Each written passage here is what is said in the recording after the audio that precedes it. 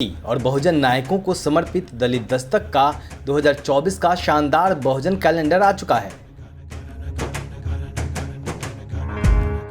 Calendar छोटे और बड़े दोनों साइजों में उपलब्ध है। बुकिंग के लिए दिए गए नंबर पर व्हाट्सएप करें या ईमेल करें। थोक में ऑर्डर करने पर मिलेगी आकर्षक छूट। जय भीम, नमस्कार, जय कांशी राम। मैं हूं अशोक दास, आप देख रहे हैं दलित दस्तक। जिस मौके पे हम बात कर रहे हैं माननीय कांशी राम जी की पुण्यतिथि है, डेथ एनिवर्सरी है, इसलिए मैंने जय कांशी राम भी कहा। माननीय कांशी राम एक बात कहा करते थे और सारी राजनीति, क्योंकि जब भी माननीय कांशी राम जी की जयंती होती है या फिर उनकी डेथ एनिवर्सरी होती है, परिनिर्वाण दिवस होता है, राजनीति की बात जरूर होती है, बहुजन समाज पार्टी की बात जरूर होती है, बहुजन राजनीति की बात जरूर होती है। लेकिन ऐसा नहीं है कि माननीय कांशी राम जी के पहले कोई राजनीति नहीं हुई थी।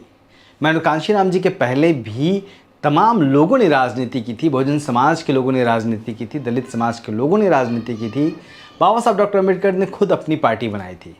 लेकिन महाराष्ट्र में रहने के दौरान माननीय कांशी राम जी ने बाबा साहब के उस पॉलिटिकल मूवमेंट को बिखरते हुए देखा और इसलिए माननीय कांशी राम जी ने एक लाइन कही थी। वो लाइन थी कि जब सहारा मिलता है तो इशारा भी मिलता है। क्योंकि पूरी जब हम दलित राजनीति की बात करते हैं तो उसके केंद्र में ये बात आके बैठ जाती है। क्योंकि दलित राजनीति का जो हश्र हुआ है आज, उसके केंद्र में माननीय कांशी राम जी की वो एक लाइन की बात है कि जब सहारा मिलता है तो इशारा भी मिलता है। तमाम दलित नेताओं ने सहारा लिया और फिर इशारा भी लिया।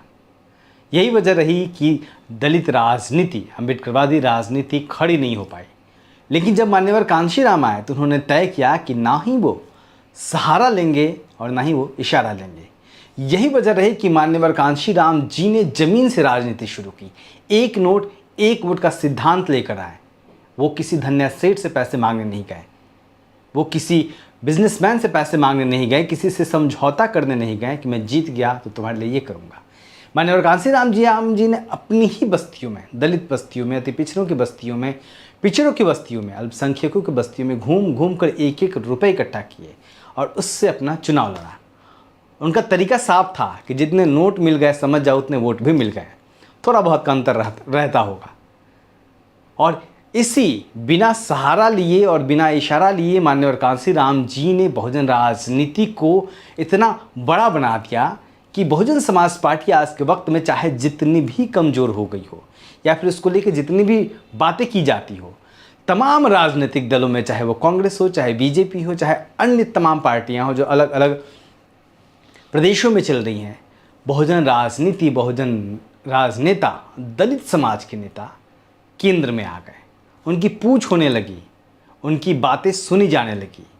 ऐसा नहीं है कि इन तमाम पार्टियां बहुत क्रांतिकारी पार्टियां हैं और इन्होंने दलितों को प्रतिनिधित्व देना शुरू कर दिया। हालांकि रिजर्वेशन है तो प्रतिनिधित्व देना ही है, लेकिन इससे इतर दलितों को केंद्र में रख के बात की जाने लगी। और अगर इसका श्रेय किसी को जाता है तो माननीय कांशी राम जी को जाता है। हाल ही में बिहार में जातीय जनगणना के नतीजे आए, 85-15 पे मुहर लग गई, जिस पे माननीय कांशी राम जी ने सालों पहले कह दिया था कि बहुजन यानी SC ST OBC जो है वो 85% है और जो सवर्ण तबका है वो 15% है। ऐसे में जब आज के वक्त में बहुजन राजनीति की बात हम करते हैं, दलित राजनीति की बात करते हैं, तो हमें यह देखना होगा कि इसका हश्र सिर्फ वो सहारे और इशारे की वजह से हुआ है। अगर आज भी बहुजन समाज की पार्टियाँ, दलित राजनीति का दावा करने वाली पार्टियाँ, दलितों के लिए राजनीति करने वाली पार्टियाँ माननीय कांशी राम जी की उस एक लाइन को पकड़ ले, माननीय कांशी राम जी की उस एक लाइन को पकड़ लें, उस एक लाइन को मान लें कि आज के बाद ही, आज से ही ना ही वो सहारा लेंगे किसी से और ना ही इशारा लेंगे, तो बहुजन राजनीति, दलितों की राजनीति जो कहीं ना कहीं बिखरती हुई दिख रही है, दलितों की राजनीति जो आज कमज़ोर दिख रही है, उसका वक्त बदलते देर नहीं लगेगी। दलितों का राजनीतिक कद, दलित समाज की पार्टियों का, बहुजन समाज की पार्टियों का राजनीतिक कद बढ़ने में देर नहीं लगेगी। और शायद यही माननीय कांशी राम जी को उनके परिनिर्वाण दिवस के दिन असली श्रद्धांजलि होगी। देखते रहिए दलित दस्तक। जय हिंद।